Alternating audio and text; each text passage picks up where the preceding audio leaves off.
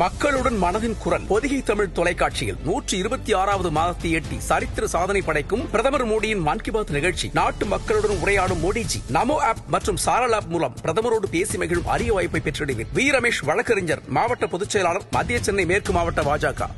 GST வரி குறைப்பின் மூலம் சாமானிய மக்களின் வாழ்க்கை தர உயர்வுக்கு வழிவகுத்த பிரதமர் மோடிஜிக்கு தமிழக மக்கள் சார்பில் நெஞ்சார்ந்த நன்றிகள். தொழில்துறை வல்லுநர்கள் பிரிவு, தமிழக பாஜக. 2026 தேர்தலுக்கான பிரச்சாரங்கள் ஒரு பக்கம் தீவிரமா போயிட்டு இருக்கு. திமுக காங்கிரஸ் கூட்டணி தொடர்பாக எத்தனை சீட்டு வேணும் அப்படிங்கறதுல ஒரு டிராஸ்டிக்கான நம்பரை காங்கிரஸ் இப்ப எட்டி இருக்கு அப்படிங்கறத பார்க்கணும். இது கிட்டத்தட்ட நிறைவேற்ற முடியாத ஒரு டிமாண்ட திமுகவை நோக்கி காங்கிரஸ் வைப்பதாக ஃபர்ஸ்ட் நம்ம பார்க்கலாம். எதை நோக்கி போய்கொண்டிருக்கிறது திமுக காங்கிரஸ் கூட்டணி? இனிமே சும்மா இன்னொரு கட்சி தயவில் இருக்க வேண்டாம், நம்மளும் சொந்தமா இருக்கணும்ன்ற எண்ணம் அவர்களுக்கு தோன்றி இருக்கிறது. 2024 நாடாளுமன்ற தேர்தலில் ஒரு 100 சீட்டை கடந்து பிரதான எதிர்கட்சி அப்படிங்கிற அந்தஸ்தை மீண்டும் பெற்றது ஒரு பூஸ்டா, இல்லைன்னா 2026 விஜய் அப்படிங்கிற ஒரு நியூ பிளேயர் வராரு, ஸோ நமக்கு ஒரு ஆப்ஷன் இருக்கு அப்படிங்கிறது காங்கிரஸ் நினைக்கிறது ஒரு காரணமா? 100 இடங்களை கேட்டது யாருன்னா காங்கிரஸுடைய மேலிடத்து பார்வையாளர். அப்போ என்ன இருக்கும், தேசிய தலைமையினுடைய ஆசீர்வாதத்தில் தான். ஸோ தேசிய அளவிலேயே இந்த எண்ணம் இருக்கு. ஒன்று. ரெண்டாவது, தாவேகா உற்சாகமாக இறங்கிட்டார், தீவிரமாக இறங்கிட்டார். ஆனால் அவர் இன்னும் ஓட் பேங்க்கு எப்படி இருக்குன்னு தெரியல. ஆனால் அவருக்குன்னு ஒரு மாசு இருக்கு, வந்துடுச்சு.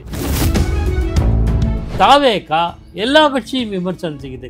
தாவேகா விஜய் காங்கிரஸ் கட்சி பற்றி ஒரு வார்த்தை சொல்லலை அப்படின்னா அவருக்கும் ஒரு இன்ட்ரெஸ்ட் இருக்கு. ஸோ நாம நம்மளுடைய அனுபவம், களத்தில் இருந்த அனுபவம், பல காலம் இருந்த வலிமை, புதிய மாஸ் லீடர், யங் லீடர்னால அவர் ரெண்டும் சேர்ந்து நம்ம களம் இறங்கலான்ற எண்ணமாக இருக்கும். இதற்கான சாத்தியக்கூறுகள் நிறைய இருப்பதாக நான் புரிந்து கொள்கிறேன்.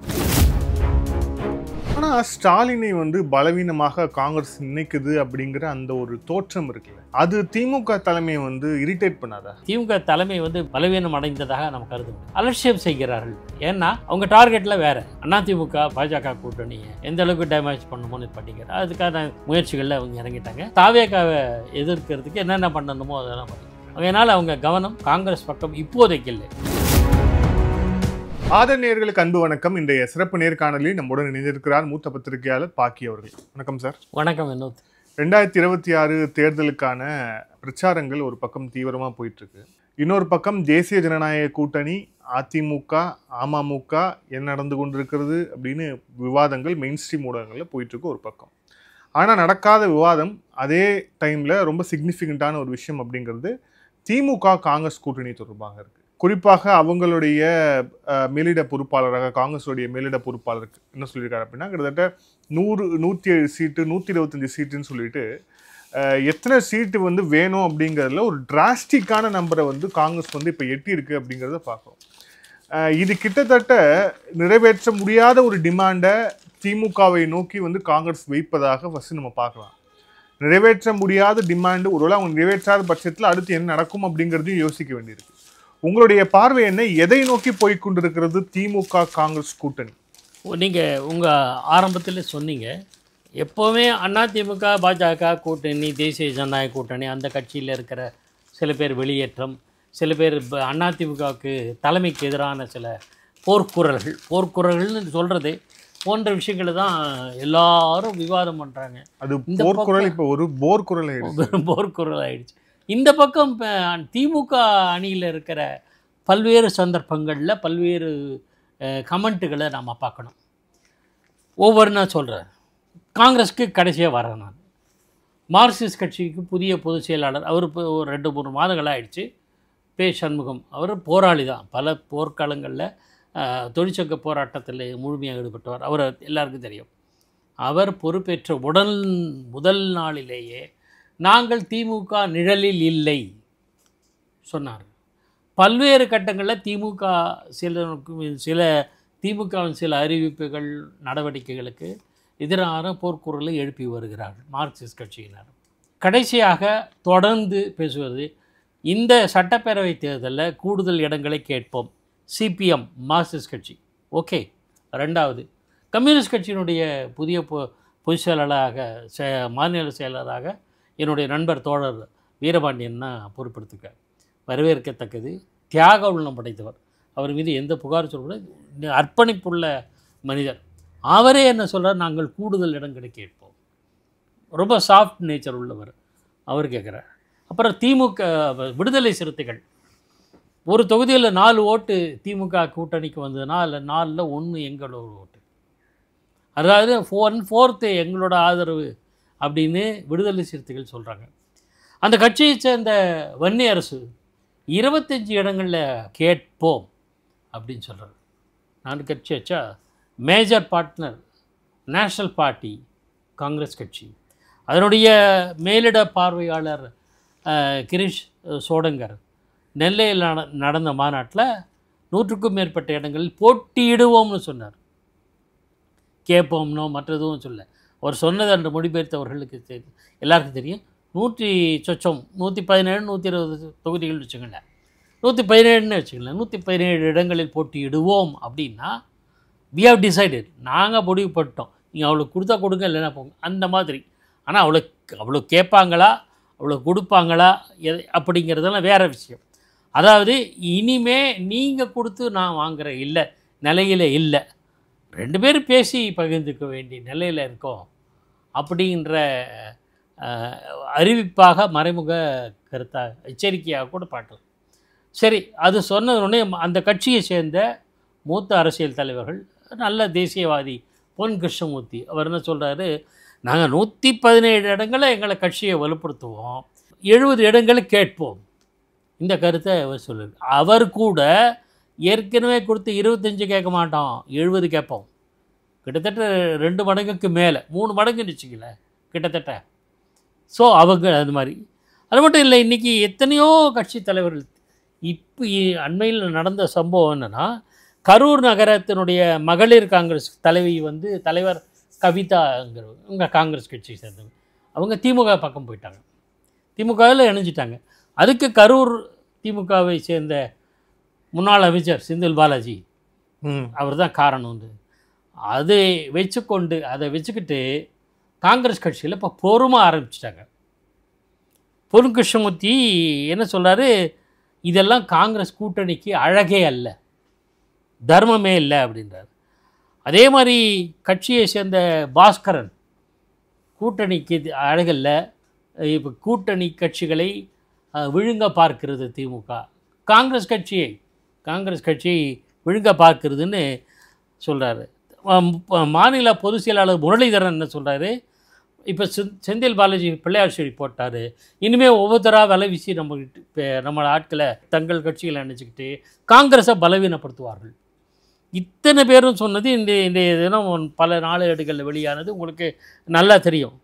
ஆக திமுகவுக்கு எதிராக தங்களுடைய உரிமை குரலை எழுப்புவதற்கு எல்லா கட்சிகளும் தயாராகிவிட்டன. இதுக்கு இன்னொரு முக்கியமான காரணத்தை சொல்கிறேன். திமுக கூட்டணியில் பயணித்த மனிதநேய மக்கள் கட்சி, மனிதநேய ஜனநாயக கட்சி, தமிமுன் அன்சாரியோட கட்சி, நாடு மக்கள் கட்சி, ஈஸ்வரனோட கட்சி, இவையெல்லாம் அரசியல் கட்சி அந்தஸ்தை இழந்து விட்டன. ஏன் இழந்தன அதை பார்க்கணும். இவங்க எல்லாம் எந்த கட்சி சின்னத்தில் போட்டிட்டாங்க? திமுக சின்னத்தில். திமுகவோட உதயசீர சின்னத்தில் போட்டியிடுறதுனால இவங்களோட சொந்த முகம் இல்லை. ஆகையினால சரி, நம்ம எதுக்கு கட்சின்னு ஒன்று ஆரம்பித்தோம், எதுக்கு நமக்குன்னு ஒரு இயக்கம் இருக்கணுங்கிறதுக்காக. அப்போ அதுவே இல்லாமல் போச்சுன்னா, அதையே அதுக்கான அங்கீகாரமே போச்சுன்னா, அங்கீகாரம் அல்ல, பதிவு பெற்ற கட்சி.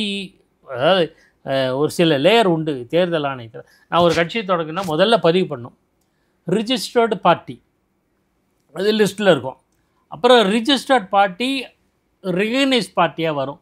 அந்த ரிகக்னிஷன் எப்போ வரும்னா, ஒரு தேர்தலில் போட்டிட்டு அதுக்கான க்ரைட்டீரியா தான் உங்களுக்கு நல்லா தெரியும். இத்தனை இடங்கள் பெற வேண்டும், இத்தனை சதவீத வாக்குகள் பெற வேண்டும். மாநில கட்சியானா என்னென்ன க்ரைட்டீரியா, தேசிய கட்சியாகணும்னா என்னென்ன க்ரைட்டீரியா, பல இதெல்லாம் உண்டு. ஒன்றுக்கும் மேற்பட்ட மாநிலங்களில் தங்களுடைய இருப்பை காட்டணும். பிஎஸ்பி பகுஜன் சமாஜ் கட்சி, ஆம் ஆத்மி கட்சியெல்லாம் அப்படி இருந்தது. சில தேசிய கட்சிகள் மாநில கட்சியாக காணாமல் குறைஞ்சி போகிறதும் உண்டு.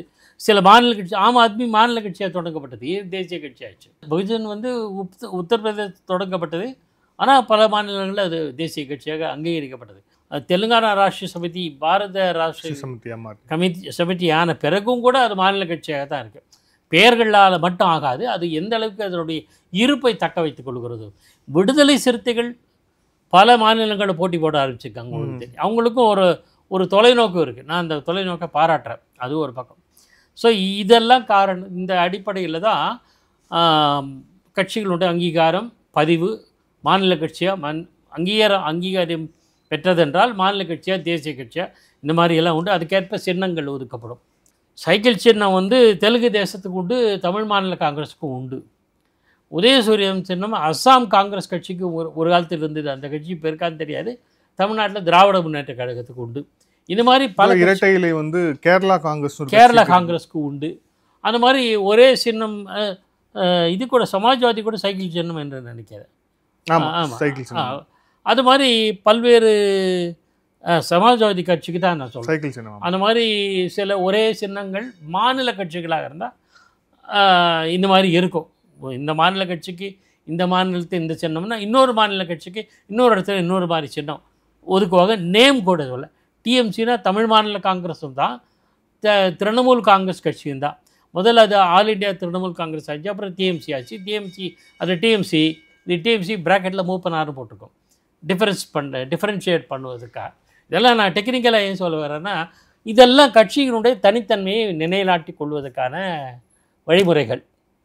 இந்த வழிமுறைகளை தங்களுடைய இயக்கம்னு ஒன்று ஆரம்பித்தா சீரியஸாகவே ஒரு பொலிட்டிக்கல் பார்ட்டியாக நடத்த நினைப்பவர்களுக்கு இது மாதிரியான சின்னங்கள் நீங்கள் எங்கள் சின்னத்தில் தான் போட்டியிடணும்னு சொல்லுறது மூலம் தங்களுடைய தனித்தன்மை இழந்து விடுகிறார்கள். அதுதான் நான் ஏற்கனவே சொன்னேன், மனிதநேய மக்கள் கட்சி, ஜனநாயக கட்சி இதெல்லாம்.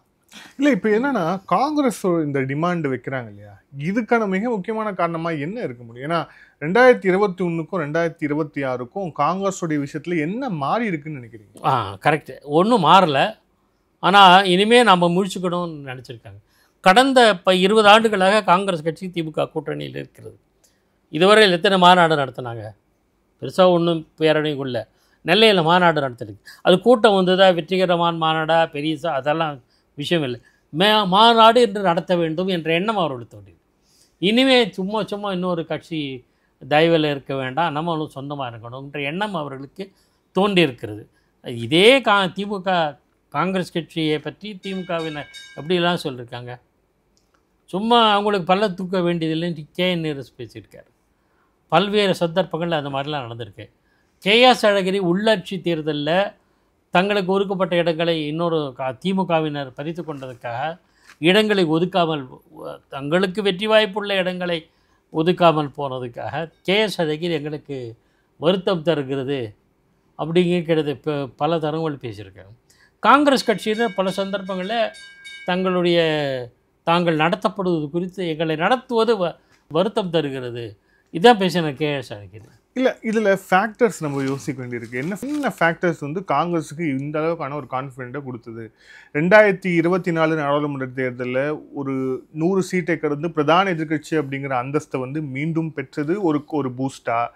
இல்லைன்னா 2026 விஜய் அப்படிங்கிற ஒரு நியூ பிளேயர் வராரு, ஸோ நமக்கு ஒரு ஆப்ஷன் இருக்குது அப்படிங்கிறது காங்கிரஸ் வந்து நினைக்கிறது ஒரு காரணமா? மூன்றாவது, இப்போ ஸ்டாலின் தலைமை இருக்கக்கூடிய திமுக அரசின் மீது கடுமையான ஒரு ஆன்டி இன்கம்பன்சி இருக்கு. ஸோ இவர்கள் பலவீனமான இடத்தில் இருக்கிறார்கள், நம்ம தான் அவங்களுக்கு தேவை அப்படிங்கிற அந்த ஒரு விஷயத்தை உணர்ந்ததால இதில் என்ன ஃபேக்டர்ஸ் பிளே ஆகிருக்கு? நீங்கள் கேட்ட கேள்விகளுக்குள்ளே உங்கள் பதில் அடங்கியிருக்கு. முதல்ல ராகுல் காந்தி சென்ற மக்களவை தேர்தலோடு இந்த இடங்களில் கூடுதல் பெற்ற அதுக்கான அவரோட பாரத் ஜோடோ யாத்திரா மற்றெல்லாம் பல மாநிலங்களில் மாநில கட்சிகள் தொடர்ந்து தங்களை அவமானப்படுத்தி வருகிறார்கள். உதாரணத்துக்கு திரிணாமுல் காங்கிரஸை கணக்கிலே சேர்த்துக்கிறது இல்லை. ஆம் ஆத்மி டெல்லியில் நாங்கள் தான் போட்டிவிட்டோம், நீங்கள் தனியாக போங்க அப்படின்னாங்க. நேஷ்னல் லெவலில் ஒன்று, மாநில அளவில் வேறு. அது மாதிரி எல்லா மாநிலத்தையும் அப்படி நடக்குது. கேரளாவில் கேட்கவே வேண்டாம், எதிர்கட்சியாகவே இருக்குது. சரி, நமக்குன்னு ஒரு தனித்தன்மை, நாங்களும் இந்தியா விடுதலை பெற்ற காலத்திலேருந்து நீண்ட காலம் ஆட்சியில் இருந்திருக்கோம்.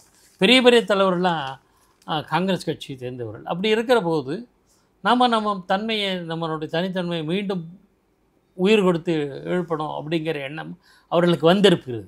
தேசிய அளவில், மாநில அளவில் இல்லை, தேசிய அளவில்.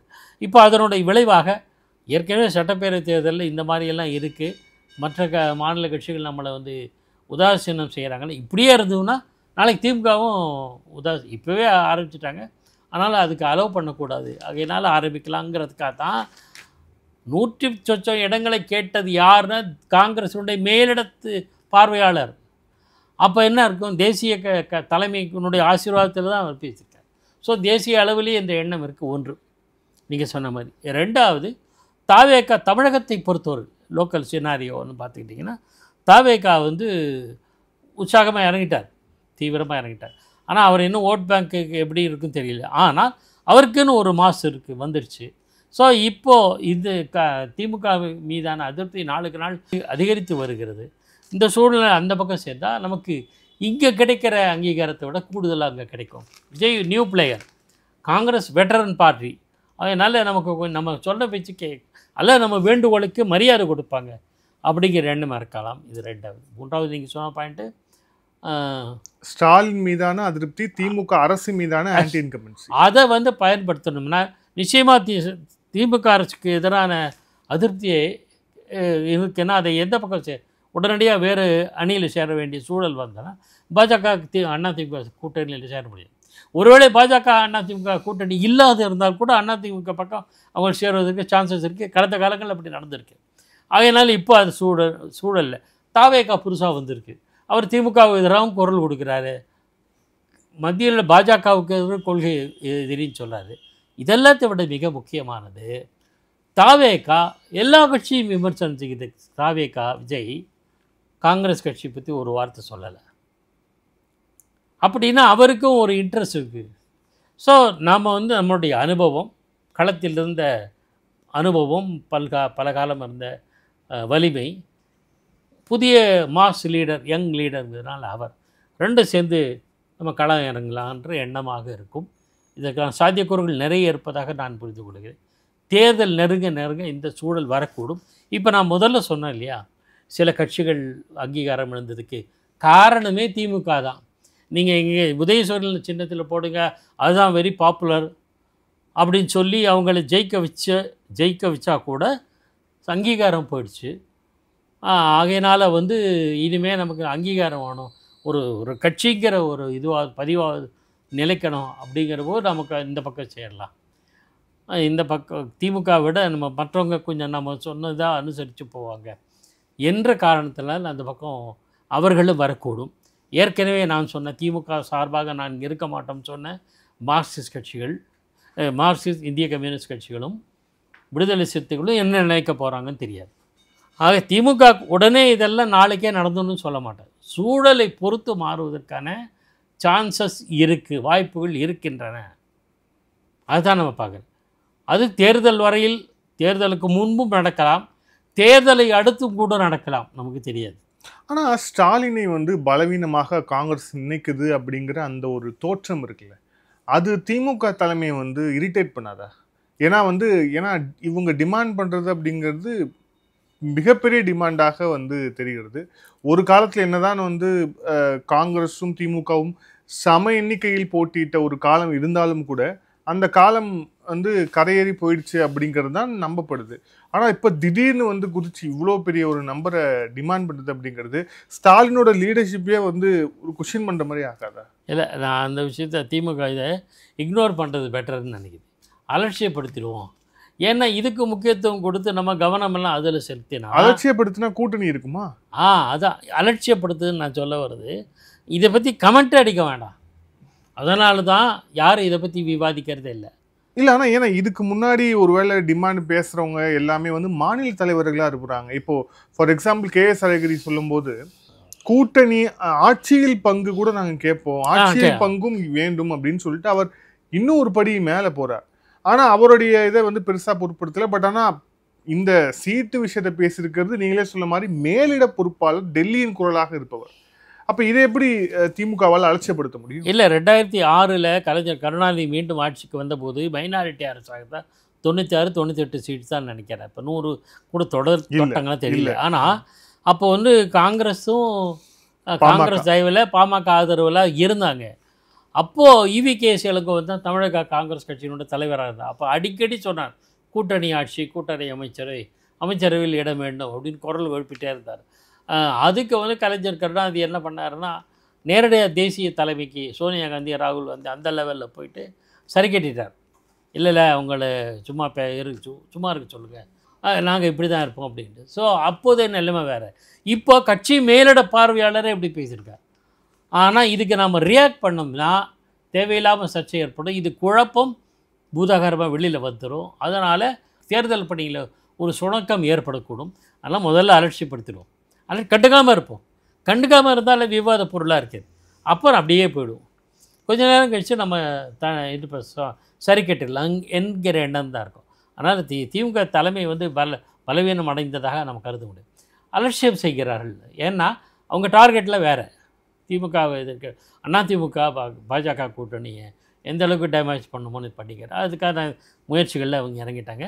தாவேகாவை எதிர்க்கிறதுக்கு என்னென்ன பண்ணணுமோ அதெல்லாம் பண்ணிட்டுருக்காங்க. அதனால் அவங்க கவனம் காங்கிரஸ் பக்கம் இப்போதைக்கு இல்லை. ஒருவேளை மிஞ்சி போச்சுன்னா தான், ஒரு தடவை தான் நான் சொல்லியிருக்கேன், ஒரு 2 முறை தானே கட்சி இந்த மாதிரி பேசியிருக்கு, பொறுத்திருந்து பார்க்கலாம்னு அவங்க காத்திருப்பதாகத்தான் நான் புரிந்து கொள்கிறேன். திருவாரூரில் தாவேகா தலைவர் விஜய் அவர்கள் தேர்தல் பிரச்சாரத்தை வந்து செஞ்சார்.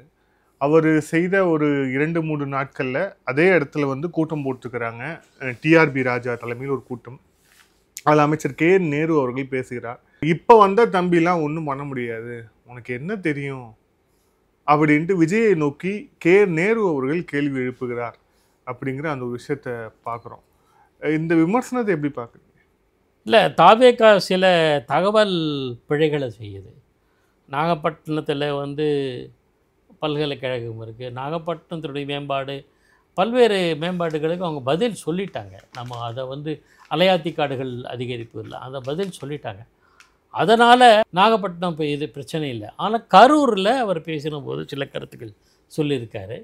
அதுக்கு வந்து திமுக முழு அளவில் ரியாக்ட் பண்ணியிருக்குதுன்னு தெரியல. டிஆர்பி ராஜாவும் மற்றவங்களும் இது பேசலை. ஆனால் இது வந்து 2ஆம் நிலை 3ஆம் நிலை அமைச்சர்கள் லெவலில் பேசுகிறது. அடுத்தது துரைமுருகன், கே நேரு, ஏவா வேலு போன்றவர்கள் பேசுவாங்க. கடைசியாக தான் ஸ்டாலின் ரியாக்ட் பண்ணுவார். இப்போதைக்கு ஸ்டாலின் எந்த கருத்தையும் சொல்வதில்லை, கவனிக்கணும்.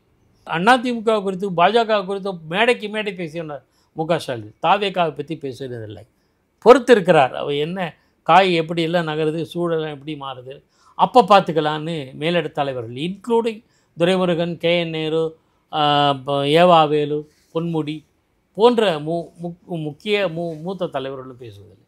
இப்போ டிஆர்பி ராஜா, ஏன்னா அவர் தொழில்துறை அமைச்சருங்கிறதுனால சில 3ஆம் நிலையில் இருக்கிற தலைவர்கள்லாம் பேசுகிறாங்க. காலத்துக்காக வெயிட் பண்ணிகிட்டு இருக்காங்க. தாவேகாவுக்கு எந்த அளவுக்கு மாஸ் கூடுதா இல்லை குறையுதான்னு பார்த்துட்டு அதுக்கப்புறம் தான் அவங்க ஸ்ட்ராட்டஜி எடுப்பாங்க. இப்போ தாவேகாவை பற்றி தாவேகாவுக்கு கொடுக்குற கூட்டம் திமுகவுக்கு பதற்றத்தை ஏற்படுத்தி இருக்கிறது, அதில் மாற்றுக்கருத்து இல்லை. ஆனால் பதற்றம் இருக்குது, வெளிக்காட்டாமல் இருக்கிறதுக்கு முயற்சி பண்ணுறாங்க. வெளியில் தெரிஞ்சனா இவங்க பலவீனம் என்பது எல்லாருக்கும் தெரிஞ்சிச்சுன்னா எல்லாருக்கும் அது சாதகமாக பயன்படுத்துவாங்க. அதனால் அது கண்டுக்காமல் இருக்கணும். தாவேகாவுடைய அரசியல் நகர்வுகள் எப்படி இருக்குன்னு பார்த்துட்டு இருக்காங்க நினைக்கிறேன் நான். நன்றி சார், பல்வேறு கேள்வி வச்சுருக்கேன். Thank you sir, thank you so much. Aadhan தொலைக்காட்சிக்கு நெஞ்சார்ந்த நன்றி. Thank you sir.